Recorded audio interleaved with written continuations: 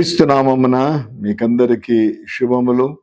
అద్వితీయుడు, ఆశ్చర్యకరుడు, మంచి కాపరి అయిన యేసు మనలందరినీ ఆశీర్వదించి దీవించునుగాక.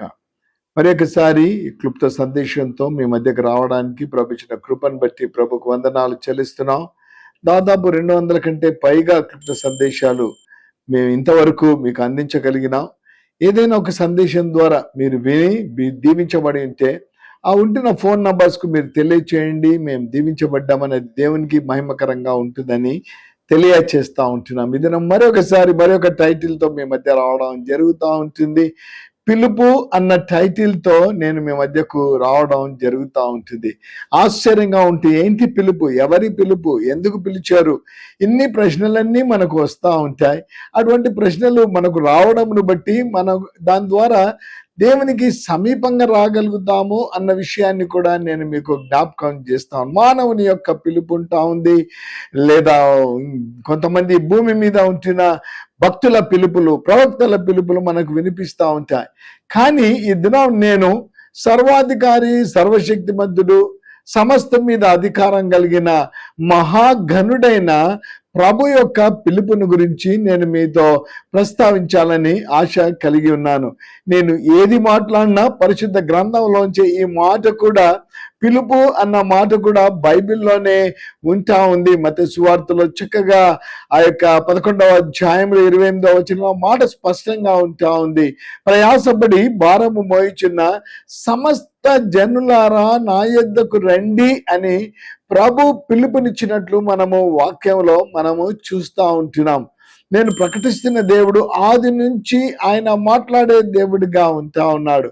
భూమి మీద ఏదీ లేని సమయంలో ఆయన పిలుపునిచ్చాడు. ఆశ్చర్యపడవచ్చు. ఆదికాండం 1వ అధ్యాయంలో చెట్లు, పక్షులు ఇవన్నీ కలుగును గాక అని పిలిపిస్తే అవన్నీ భూమి మీద వచ్చినట్లు మనం చూస్తూ ఉంటున్నాం.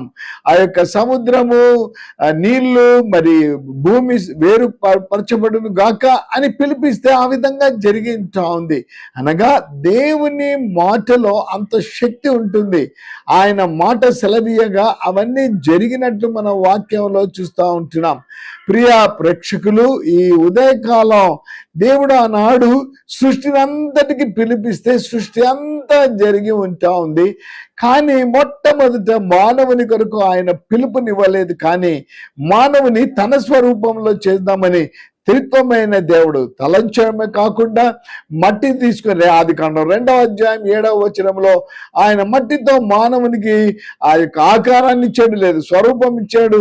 ఆ తర్వాత అదే వచనంలో మనం చూస్తే జీవవాయువుని విధంగా నరుడు జీవాత్మ ఆయను అన్న మాట మనకు కనిపిస్తుంది. అక్కడ పిలుపును మనం చూస్తూ ఉంటున్నాం.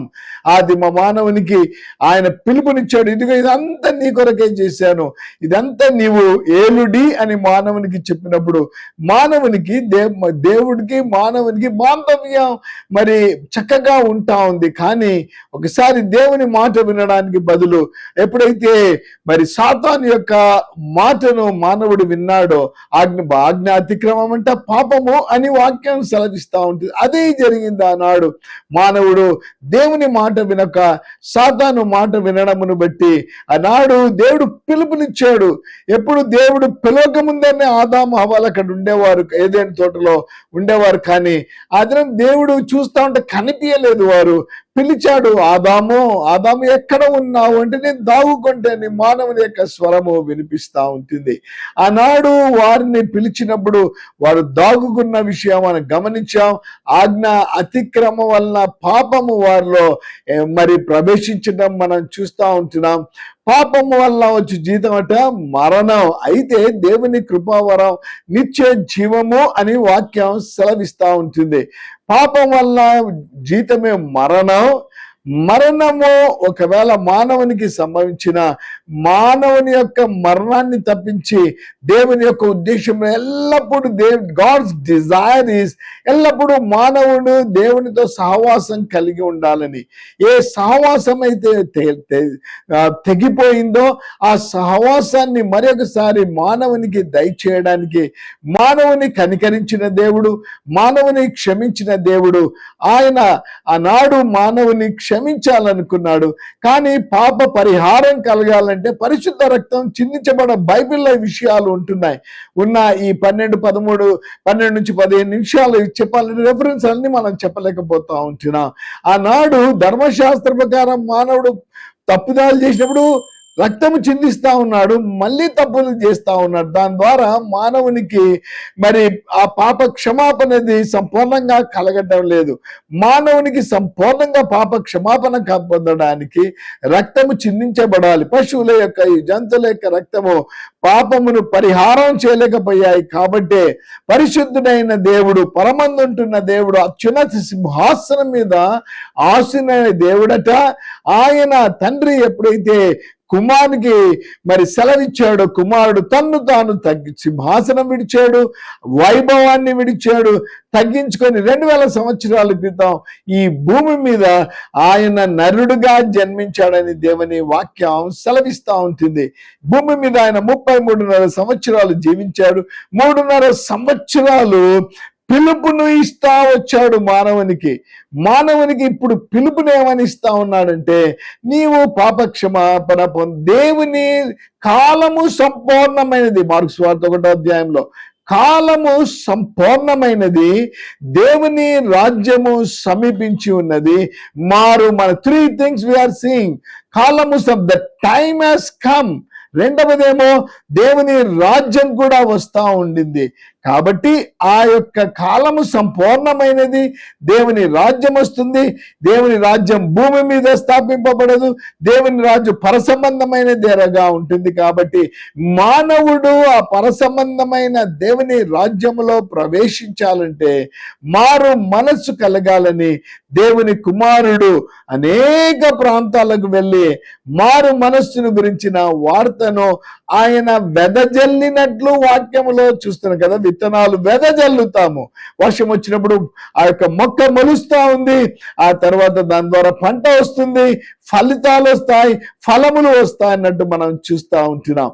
సువార్త అనే వాక్యాన్ని ఆయన మరి వెదజల్లడమే కాకుండా మానవుని పాప పరిహారం నిమిత్తమై ఆయన మానవునికి పిలిచిన దేవుడు, నమ్మదగిన దేవుడు, పిలిచిన దేవుడు పరలోకానికి మార్గం చూపిస్తానన్నాడు. అందుకే యోహాను సువార్త 3:16 అందరికీ తెలిసిన భాగమే. దేవుడట లోకాన్ని ఎంతో ప్రేమించాడు, దేవుడు లోకమును ఎంతో ప్రేమించాడు కాగా తన అద్వితీయ కుమారుని యందు విశ్వాసముంచు ప్రతివాడు నశింపక నిత్య జీవం పొందినట్లు ఆ కుమారుని మనకు అనుగ్రహించెను. దేవుని కుమారుడు ఈ లోకానికి రావడానికి కారణం మానవుడు నిత్య జీవము పొందాలని, నిత్య రాజ్యములో ప్రవేశించాలని, నిత్యము దేవునితో సహవాసం కలిగి ఉండాలని దేవుని కుమారుడు లోకాన్ని ప్రేమించిన దేవుడు ఈ లోకానికి నరవతారిగా వచ్చి ఆయన ఈ యొక్క లెంట్ సీజన్ అంటాడు. ఇప్పుడంతా 40 దినములు యేసు పొందిన శ్రమల దినాలను మనుషులు జ్ఞాపకం చేసుకుంటున్నాం. దాంట్లో ఒక భాగంగా దేవుడిచ్చిన పిలుపును నేను మీకు జ్ఞాపకం చేస్తా ఉంటున్నాను. అందుకే ఆనాడు ఆయన ఈ లోకానికి వచ్చిన దేవుడు, పిలుపునిచ్చిన దేవుడు, రాజ్యాన్ని గురించి ప్రకటించిన దేవుడు, మానవునికి ఆ రాజ్యాన్ని, నిత్యత్వంలో ఉండే రాజ్యాన్ని ఇవ్వడానికి ఆయన భూమికి ఆకాశానికి మధ్యలో ఆయన 3 శిలల మీద 6 గంటలు వ్రేలాడడమే కాకుండా 6 గంటలు ఆ యొక్క శిలువ మీద వ్రేలాడుతూ అద్భుతమైన ఆశ్చర్యకరమైన మారు మనస్సును దయచేయగలిగిన ఆ 7 సుందరమైన శక్తి కలిగిన ప్రేమ కలిగిన ఆ మాటలు, ఆ శిలువ మీద పలికిన మాటలు మనకు జ్ఞాపకము చేయబడతా ఉంటున్నాం. ఆ శిలువ మీద ఆనాడు ఆయన 7 మాటలు, క్షమాపణతో కూడిన నిరీక్షణ కలిగిన మాటలు, ప్రేమ కలిగిన మాటలు, రాజ్యానికి మీరు నివాసులుగా ఉంటారని పలికిన మాటలు, నేను ఇవంతా సమాప్తం చేశానని పలికిన మాటలు, ఆ 3 గంటలు అక్కడ శిలువ మీద పలికిన మాటలు మనం జ్ఞాపకం చేయబడతా ఉంటున్నాం. ఆయన పిలుపును మనము చూస్తూ ఉంటున్నాం.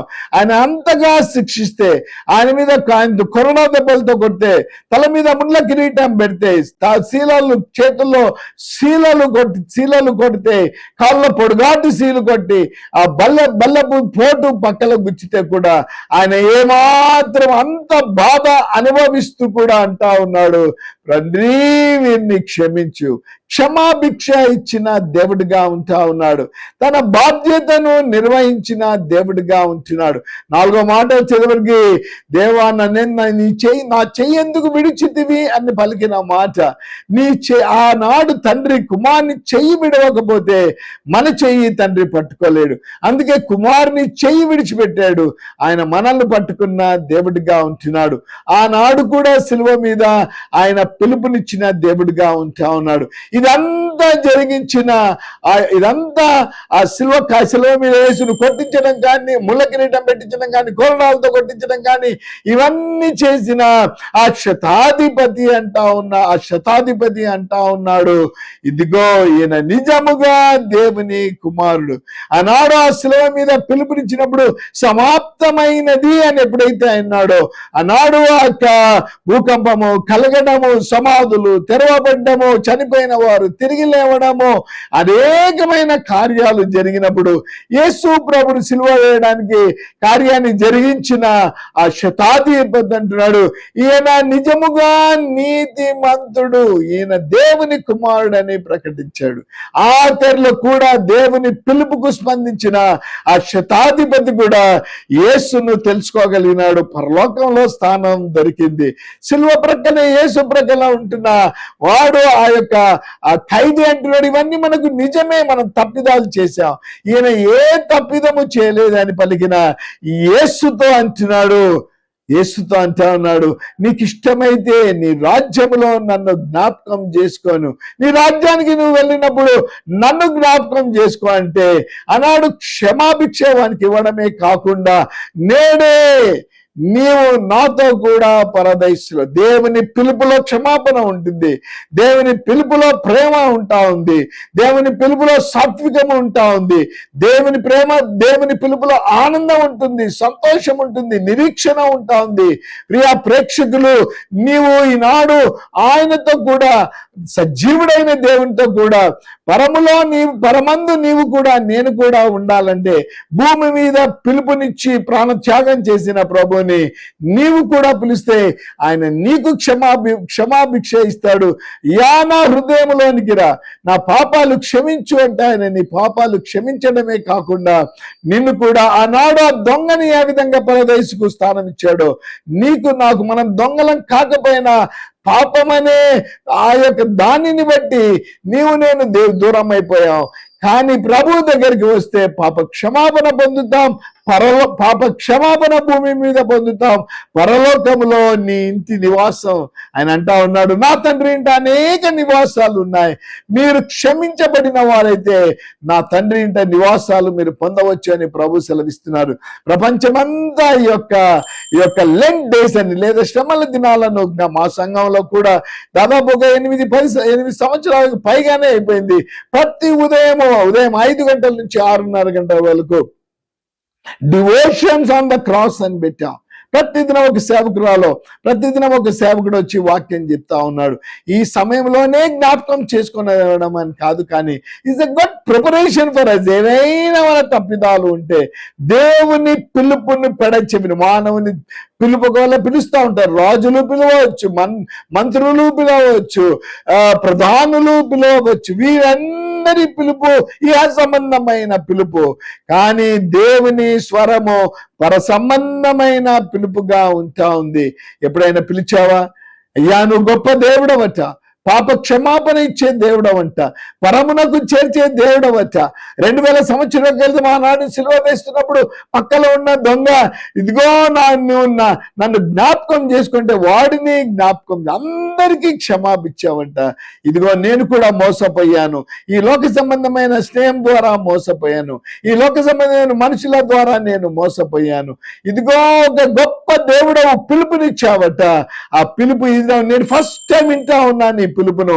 దేవుడు లోకాన్ని ఎంతో ప్రేమించాడు, తన అద్వితీయ కుమారుని ఇచ్చాడని ఉంది. నేనేం ఖర్చు పెట్టకుండా నీవు ఒకవేళ నేను నిన్ను పిలిచినప్పుడు స్పందించి నా పాపాలు క్షమించి నిత్య రాజ్యానికి, నిత్య జీవం ఇచ్చి నిత్య రాజ్యానికి దేవుడు మనుషులతో కలిసి సహవాసం చేసే ఆ సహవాసానికి నేను రావాలని ఆశ కలిగి ఉన్నాను. నన్ను క్షమించు అని చిన్న మాట నువ్వు చెప్పగలిగితే ఆ ప్రభు నిన్ను క్షమిస్తాడు. ఒక దినం ఆ ప్రభు అంట మధ్యాకాశానికి వస్తాడంట. ఆ గొప్ప దేవుడు మనమందరము అక్కడికి వెళ్తామంట. మధ్య ఆకాశం ఆశ్చర్యంగా ఉంటా ఉంది కదా. చనిపోయిన వారి యొక్క సమాధులు తెరవబడతాయంట. ఆత్మలు దేవునితో కలిసి వస్తాయి. మహిమ శరీరాన్ని, అద్భుతమైన విషయాలు ఇవి. మహిమ శరీరాన్ని నిత్యత్వంలో ఎక్కడ ఉండాలని ఆశిస్తున్నావు? భూమి మీదే బాధ, వేదన, దుఃఖం కలిగి భూమి మీద ఉండాలని ఆశిస్తా ఉన్నావా? పరసంబంధమైన దేవునితో ఆ నిత్య జీవం కలిగి ఉండాలని ఆశిస్తా ఉన్నావా? నిత్య జీవం కలిగి ఉండాలంటే మంచి కాపరి అయిన యేసునందు నువ్వు విశ్వాసం ఉంచితే నువ్వు నిత్య జీవం పొందుతావని దేవుని వాక్యం సెలవిస్తా ఉంటుంది. మాటలకు స్పందించి ఈ మహాఘనుడైన దేవుడు, పరమందుంటున్న దేవుడు నాకు కూడా నిత్య జీవం ప్రసాదించాలని ఆశిస్తున్నాను అంటే ఎందుకు నాతో కూడా కలిసి ప్రార్థనలో ఏకీభవించకూడదు? కళ్ళు మూసుకుందాం. మీకు ఇష్టమైతే ప్రార్థన చేసి. పరిశుద్ధుడైన ప్రేమ కలిగిన తండ్రి, పిలుపుల గురించి ఈ లోకంలో అనేకమైన పిలుపులు మేము వింటాం. ఇవన్నీ ఇహలోక సంబంధమైన పిలుపులు. కానీ ఒక్క పిలుపు నాయన, పరము నుంచి మీరు వచ్చి పిలిచారు. ఇదిగో రండి ప్రయాసపడి భారం మోయించిన సమస్త జనులారా నా యొద్దకు రండి అని పిలుపునిచ్చారు నాయన. ఎందరైతే స్పందించారో వారికి అందరికీ క్షమాభిక్ష ఇచ్చారు, వారికి అందరికీ నిత్య జీవం ఇచ్చారు, దేవునితో సహవాసం ఇచ్చారు. ఎందరైతే ఈ దినము ఈ నిత్య జీవము, పాప క్షమాపణ ఇచ్చే దేవుడు నాకు కావాలని ఎందరైతే మీ దగ్గరికి వచ్చారో వారందరినీ క్షమించి క్షమాభిక్ష ఇచ్చి పరలోకమునకు మీరు వారిని చేస్తారని, వారి యొక్క అక్కర్లేవనే నాకు తెలియదు నాయన, మీకు తెలుసు. అనారోగ్యం ఉంటే బట్టి బాగు చేయండి, ఆర్థిక సమస్యలు ఉంటే తొలగించండి, గర్భఫలం పొందకుండా గర్భఫలమును దయచేయండి నాయన. శరీర సంబంధమైన ఆ యొక్క అనారోగ్యాలన్నీ తొలగించమని మహాగణుడైన యేసు నామమున ప్రార్థిస్తున్నాము తండ్రి, ఆమేన్. పరిశుద్ధుడైన దేవుడు మనల్ని అందరినీ దీవించి ఆశీర్వదించునుగా. ఆరాధన ప్రియ రక్షకునికి ఆరాధన, నా హృదయారాధన, మనసుతో ఆరాధన, ఆత్మతో ఆరాధన, ప్రియ రక్షకునికి ఆరాధన.